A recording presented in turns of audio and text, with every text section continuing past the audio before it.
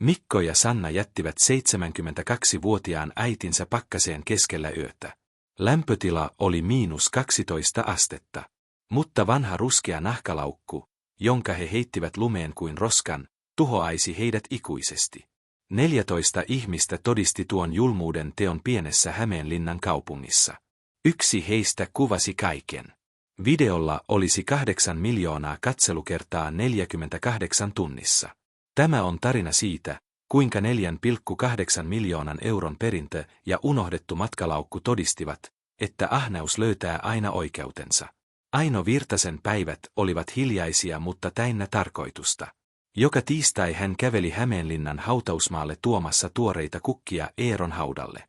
3 vuotta oli kulunut siitä yöstä, kun hänen miehensä käsi oli viilenyt hänen omassaan, viimeinen henkäys kadonnut hiljalleen.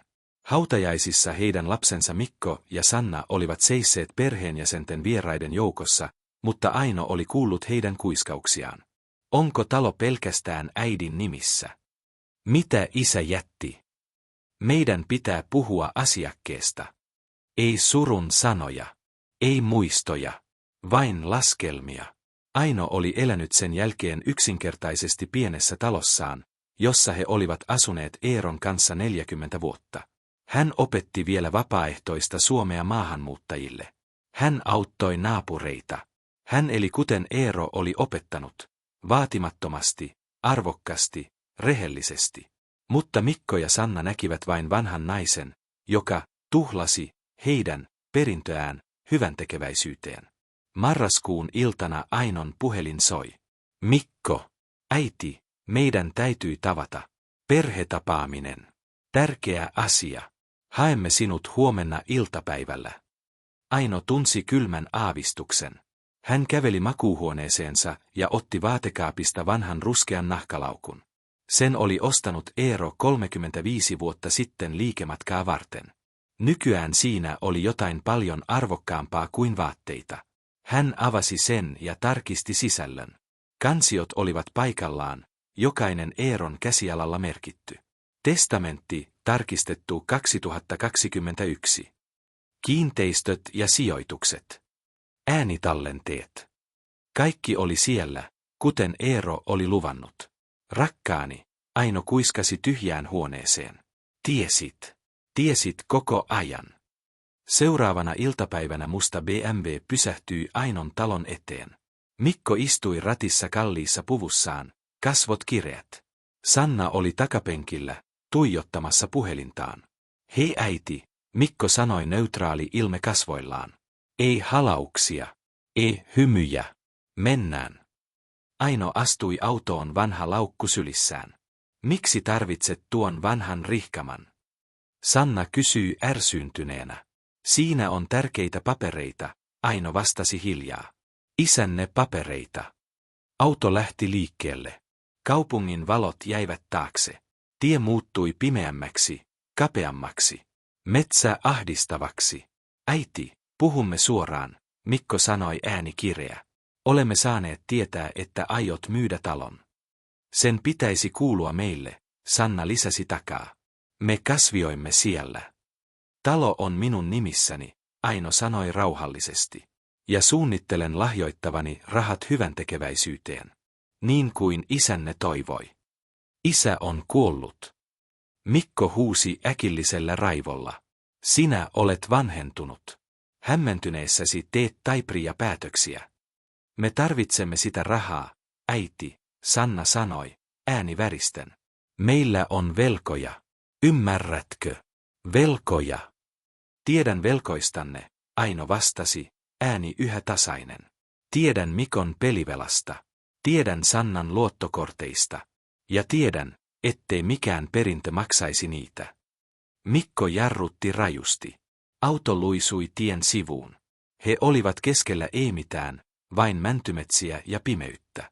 Kello oli 23:47. Ulkolämpötila 12 aste C. Jos et auta meitä, Mikko sanoi, kääntyen Ainoa kohti, kasvot vääristyneessä vihasta, et ole enää äitimme. Olet häpeä, Sanna lisäsi kylmästi. Ja olemme väsyneitä. Mikko avasi takaoven väkivaltaisesti. Ulos. Mikko, on keskiyö. On pakkaista. Ulos sanoin. Aino astui ulos autosta, jalat vapisevat. Sanna työnsi matkalaukun ulos ja heitti sen lumeen. Tässä ovat isän kaipamaat peipöisi. Nauti niistä. BMW lähti täydellä vauhdilla, heittäen lumensuihkun Ainon päälle. Takavaot häipyivät pimeiteen. Aino seisoi yksin tien varressa, matkalaukku jalkojen juuressa, tuuli leikaten vaatteiden läpi. Hän alkoi täristä niin voimakkaasti, että hädin tuskin pystyi seisomaan. Mutta he eivät nähneet autoa, joka oli pysäköitynä 50 metriä taempana. He eivät nähneet kännykän valoa, joka kuvasi. Eivätkä heillä ollut aavistustakaan siitä, mitä vanhassa ruskeassa nahkalaukussa oli. Laukussa, jonka he olivat heittäneet lumeen kuin roskaa. Maria Lehtonen, Ainon 67-vuotias naapuri ja paras ystävä, oli istunut autossaan tunnin ajan 200 metrin päässä Ainon talosta. Hänellä oli ollut paha aavistus. Kun hän oli nähnyt Mikon katseen edellisenä päivänä, kylmän, laskevan, hän oli tiennyt. Jätä kommentti, mistä katsot tätä tänään. Haluamme tietää, kuinka pitkälle nämä tarinat kantavat. Maria oli seurannut BMWtä etäältä. Ja kun hän näki sen pysähtyvän keskellä ei mitään, hän otti esiin puhelimensa ja aloitti kuvaamisen. Hän kuvasi kaiken. Ainon nousevan autosta. Matkalaukun sinkoamisen lumeen. Auton lähdön täydellä vauhdilla. Kun BMW oli kadonnut, Maria ajoi nopeasti Ainon luo. Aino! Jumalani! Aino! Aino makasi nyt puoliksi lumessa, matkalaukku edelleen sylissään. Hän täristä hallitsemattomasti. Maria, kaikki on täällä. Kaikki mitä he halusivat. Maria auttoi Ainon autoonsa ja laittoi lämmityksen täysille. Viemme sinut poliisiasemalle. Nyt heti. Samaan aikaan 20 kilometriä poispäin Mikko ja Sanna istuivat baarissa Hämeenlinnassa. He nauroivat, tilasivat kalliita drinkkejä. Hän soittaa huomenna, Mikko sanoi luottavaisesti. Yrtyneenä. Ja silloin me sanelaan ehdot.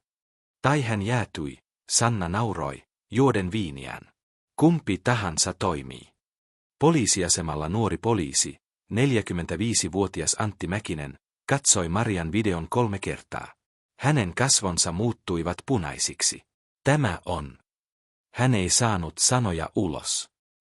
Minun äitini, jos joku tekisi tämän minun äidilleni. Aino istui huopahuovan alla, juoden kuumaa teetä. Hän ei itkenyt. Hänen silmissään oli jotain muuta. Päättäväisyyttä. Haluan avata matkalaukun nyt, hän sanoi hiljaa. Mieheni, Eero Virtanen, tiesi, että tämä tapahtuisi. Ja hän valmisteli minua. Rouva Virtanen, Antti sanoi hellästi, voimme tehdä tämän huomenna kun. Nyt, Aino sanoi, hänen äänensä vahvistui. Nyt on aika. Hän soitti numeroon. Jussi, tämä on Aino. Tarvitsen sinut täällä. Poliisiasemalla. Nyt. Jussi Koskinen, Virtasen perheen asianajaja 30 vuoden ajan, saapui 20 minuutissa. Hän oli 58-vuotias mies, jolla oli harmaat hiukset ja lasit. Kun hän näki Ainon ja matkalaukun, hänen kasvonsa muuttuivat. Hän kantoi sitä mukanaan, Jussi kuiskasi. Eero sanoi, että saattaisit. Mutta en uskonut. Aino avasi matkalaukun hitaasti. Vanhan lukon naksahdus kaikui hiljaisessa huoneessa. Sisällä, kansioita, jokainen täydellisesti järjestetty, jokainen merkitty Eeron käsialalla. Ensimmäinen, viimeinen testamentti, tarkistettu 2021. Toinen, kiinteistöt ja sijoitukset, kokonaisarvo. Kolmas, äänitallenteet lapsista, todisteet. Jussi veti syvään henkeä. Näin Eeron tekevän tämän. Mutta en tiennyt, että kantaisit sitä mukanaan tänä yönä. Aino otti ensimmäisen kansion käsiin, jotka tärisivät mutta olivat tarkat. Paperi oli paksua, virallista. Notaarin leimoilla. Mieheni oli viisas mies, hän sanoi, hänen äänensä saaden voimaa. Hän tiesi. Hän tiesi aina. Hän avasi kansion. Antti ja Maria kurkistivat yli hänen olkansa. Testamentti näytti nettovarallisuuden, 4 800 000 euroa. Kiinteistöjä, osakkeita, sijoituksia. Antti Nielaisi. 4,8 miljoonaa. Testamentti antaa 90% hyväntekeväisyyslaitoksille ja lapsenlapsille, Jussi selitti hiljaa. Ohittaen Mikon ja Sannan kokonaan. 10% Ainolle käytettäväksi hänen elinaikanaan. Ja tämä, Aino sanoi, avaten toisen kansion, erityislauseke. Hän luki ääneen, Eeron sanat kirjoitettuina hänen viimeisinä viikkoinaan. Jos kuolemani jälkeen Aino Virtanen kokee pahoinpitelyä, laiminlyöntiä tai hylkäämistä Mikko tai Sanna Virtasen taholta, he menettävät oikeuden 200 000 euroon, joka olen varannut heidän hätätilanteisiinsa. Tämä summa siirtyy Maria Lehtonenille, vaimoni uskolliselle ystävälle. Maria pani käden suunsa eteen, kyyneleet silmissään. 3. kansio sisälsi USB-tikun. Jussi kytki sen kannettavaansa. Eeron ääni täytti huoneen, heikko mutta selkeä. Mikko, poikani, pyydän vain, että tulet käymään. Olen sairaalassa. Tarvitsen sinua. Pitkä tauko. Sitten nuorempi ääni, ärtynyt. Isä, sihteeri soittaa sinulle ensi viikolla. Minulla on tapaamisia. Toinen tallenne. Sanna, rakas tyttäreni, luetko minulle? Kirja on tässä. Sannan ääni, kylmä. Isä, olen estänyt numerosi. Lopeta soittaminen. Tallenne toisensa jälkeen. 6 kuukautta Eeron viimeisistä päivistä. Avunpyyntöjä. Hylkäämisiä. Yksittäisiä iltoja sairaalassa, kun lapset postasivat lomakuviaan Instagramiin. Poliisi Antti Mäkinen, jonka isä oli sotaveteraani, ei voinut pidätellä kyyneliään. Tämä on pahuutta. Eero teki minut lupaamaan, Jussi sanoi, hänen äänensä paksutunteesta. Jos jotain tällaista tapahtuisi, tekisin kaiken julkiseksi. Maria katsoi puhelintaan. Olen jo lähettänyt videon 3 toimittajalle, joita tunnen. Aino sulki matkalaukun hitaasti, arvokkaasti. Hän katsoi poliisia. Haluan tehdä virallisen ilmoituksen hylkäämisestä, ja haluan, että maailma tietää, mitä he tekivät. Mutta tuo keskiyö oli vasta alkua, sillä 6 tunnissa Mikon puhelin alkaisi soida, eikä mikään mitä hän yrittäisi, pelastaisi häntä siltä mikä oli tulossa. Kello 7 aamulla Mikon puhelin herätti hänet. Numero tuntematonta. Sitten toinen. Ja 3. Hän avasi sosiaalisen median. Hänen sydämensä pysähtyi. Video. Heidän autonsa. Ainon työntäminen ulos. Matkalaukun heittäminen lumeen. 8 miljoonaa katselukertaa 48 tunnissa. Hashtag risuaita keskiyön häpeä oli Suomen trendaava aihe. Uutisotsikot. Lapset jättävät äidin pakkaseen, menettävät miljoonien perinnön. Matkalaukku paljasti kaiken. 4,8 miljoonaa euroa ja sydämetön hylkääminen. Sannan puhelin räjähti viesteihin. Heidän kasvonsa, nimensä, osoitteensa, kaikki oli julkista. Jos pidät tästä tarinasta, jätä tykkääs ja kerro meille kommenteissa mitä ajattelet. 48 tunnissa maailma muuttui. Mikon työnantaja soitti. Olet irtisanottu. Välittömästi. Emme voi yhdistää yritystämme tähän. Sannan asiakkaat peruuttivat sopimuksia. Emme työskentele sellaisen henkilön kanssa. Ystävät estivät heidät.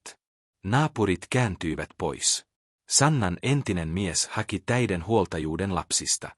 Mikon vaimo Laura pakkas laukkunsa ja jätti eropapereit. Haluan puolet omaisuudesta. Omaisuutta, jota ei ollut. Pankki soitti. BMWn laina oli erääntynyt. Auto takavarikoitiin. Kustannukset kasautuivat. Menetetty perintö. 4 600 000 euroa. Mikon työpaikka. 95 000 euroa vuodessa. Sannan sopimukset. 80 000 euroa vuodessa. Oikeudenkäyntikulut. 45 000 euroa. Menetetty hätärahasto. 200 000 euroa. Kokonaisuudessaan. Yli 5 miljoonaa euroa. 3 kuukautta myöhemmin Mikko yritti ottaa yhteyttä. Hän seisoi Ainon uuden asunnon ovella Tampereella, vaatteet huonosti istuvia, kasvot kalpeita. Äiti, anteeksi. Voimme. Ovi on aina ollut auki pojalle, Aino sanoi rauhallisesti mutta lujasti. Ei koskaan ahneelle vieraalle. Hän sulki oven. Sanna lähetti kirjeen. Tämä oli kaikki Mikon vika. Hän painosti minua. Syyttää veljään. Ei koskaan ottamassa vastuuta. Aino ei edes vastannut. Aino käytti 480 000 euroaan, hänen 10%, viisaasti. 300 000 euroa perustamaan Eero Virtasen säätiö hylättyjä ikäihmisiä varten. 100 000 euroa Marialle, lisäksi 200 000 euroa testamentin lausekkeesta. 80 000 euroa säästöön lapsenlapsilleen, kun he olisivat aikuisia ja vastuullisia. Hän muutti mukavaan asuntoon Tampereella. Hän sai satoja tukikirjeitä. Hänet haastateltiin kansallisessa ohjelmassa ikääntyneiden hyväksikäytöstä. Hän piti arvokkuutensa. En toivo lapsilleni pahaa. Vain että he oppisivat. 6 kuukautta myöhemmin. Kevät Suomessa. Keskiyön aurinko alkoi palata. Aino seisoi Eeron haudalla, tuoreet kukat kädessään. Maria oli hänen vieressään. Olit oikeassa, rakkaani, hän sanoi haudalle. Kaikesta. Vanha ruskea nahkalaukku oli nyt museossa Tampereella, näyttelyssä ikääntyneiden oikeuksista. Kyltti luki, matkalaukku, joka muutti kaiken. Lapsenlapset, nyt 17- ja 19-vuotiaat, vierailivat Ainon luona viikoittain. He kieltäytyivät kaikesta yhteydestä vanhempiinsa. Mikko työskenteli varastossa. Sanna myi tuotteita ovelta ovelle. Molemmat asuivat pienissä yksiöissä. Eero Virtasen säätiö oli auttanut 127 haavoittuvassa asemassa olevaa ikäihmistä. Aino laski kätensä haudan kivelle, tuntien kevään auringon lämmön. Tuuli toi mansikan tuoksun lähellä olevasta puutarhasta. Linnut lauloivat männyissä, sama laulu jota Eero oli rakastanut. Tilaa kanava, jotta et missaa seuraavia tarinoita. Jokaisella on opetettavaa. Ja näin, vanha ruskea nahkalaukku todisti, että arvokkain perintö, jonka isä voi jättää, ei ole rahaa, vaan oikeudenmukaisuus. Aino tunsi Eeron läsnäolon tuulessa, kuuli hänen äänensä lintujen laulussa, ja tiesi, että hänen miehensä oli vihdoin rauhassa.